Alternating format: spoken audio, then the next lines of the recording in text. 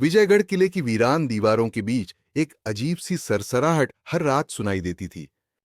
गांव वाले कहते थे कि वहां कोई छाया है जो हर अमावस को प्रकट होती है।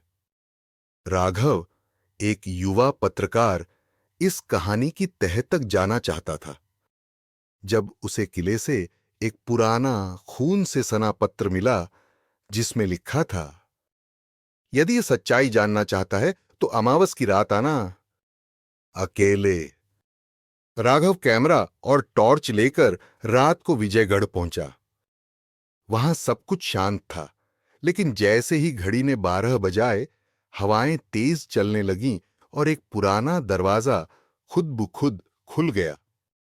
उस दरवाजे के अंदर एक संकरी सुरंग थी। जैसे ही राघव अंदर गया, उसे दीवारों पर उकेरे गए अजीब चिन्ह दिखे, मानव और पशु के मिश्रित चेहरे। सुरंग के अंत में एक कमरा था जिसमें सिर्फ एक प्राचीन दर्पण था।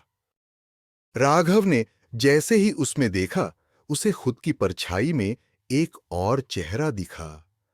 वह एक स्त्री थी जिसके गले में भारी चांदी का हार था और आंखों में खून उतर आया था। वह अचानक बोली, मैं रानी चंद्रलेखा हूं। मुझे मेरे विश्वासघातियों ने मारकर इस किले में कैद कर दिया। मेरा हार ही मेरी आत्मा की चाबी। राघव ने गांव के बुजुर्गों से पूछा तो पता चला कि एक बार विजयगढ़ की रानी ने युद्ध के समय खजाना छिपाया था, पर उनके ही मंत्रियों ने उन्हें धोखा देकर जीवित ही दीवार में चुनवा दिया। उस रात के बाद राघव ने उस दर्पण के आगे रानी के हार की एक नकल रख दी। अगली सुबह वह दर्पण टूटा हुआ था और कमरे में गुलाब की खुशबू फैली थी।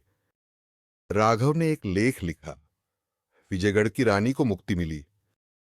लेकिन जब वह तस्वीरें खींची गईं, तो हर फ्रेम में एक धुंधली आकृति अब भी मौजूद थी। क्या वह आत्मा सचमुच मुक्त हुई थी, या अब वह बाहर की दुनिया में किसी और रहस्य की तलाश में थी? राघव की रिपोर्ट ने सबका ध्यान खींचा। अखबारों और टीवी चैनलों पर उसकी चर्चा होने लगी। लेकिन कुछ दिनों बाद कुछ अजीब घटनाएं होने लगीं। उसकी खींची हुई तस्वीरों में वह धुंधली आकृति अब और भी स्पष्ट दिखने लगी थी। एक तस्वीर में तो वह औरत राघव के ठीक पीछे खड़ी दिख रही थी, जबकि वह कमरे में अकेला था। राघव एक बार फिर किले गया। वह अब रानी चंद्रलेखा की आत्मा से बात करना चाहता था। इस बार उसने एक रिकॉर्डर भी साथ लिया।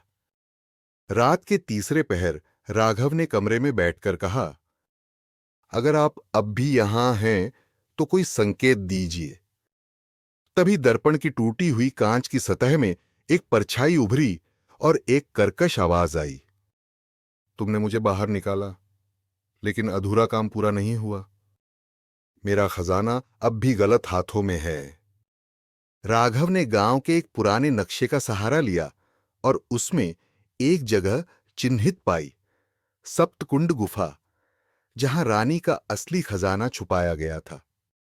वह गुफा गांव से दूर एक सुनसान घाटी में थी, लेकिन रास्ते में उसे महसूस हुआ कि कोई उसका पीछा कर रहा है। हवा में सरसराहट, कभी फुसफुसाहट, कभी कदमों की आवाज, लेकिन पीछे देखने पर कोई नहीं। गुफा का द्वार 7 चक्रों से बंद था, हर द्वार पर एक पहेली। राघव ने उन्हें एक एक कर हल किया, लेकिन आखिरी कुंड के पास वह बेहोश होकर गिर पड़ा। होश आने पर उसने देखा एक आदमी उस पर झुका हुआ था, चेहरे पर मुखौटा और गले में वही हार। तुमने मेरी रानी को छेड़ा, अब उसकी आत्मा तुम्हें नहीं छोड़ेगी, वह बोला। किसी तरह राघव भागकर बाहर आया, लेकिन अब वह पहले जैसा नहीं था। उसकी आंखों में कुछ बदल गया था। वह अब रात में ठीक 12 बजे अचानक उठ जाता और कागज पर अजीब चिन्ह बनाने लगता था। एक दिन उसके कमरे की दीवार पर लिखा था, खजाना अभी सुरक्षित नहीं। कहानी अभी पूरी नहीं,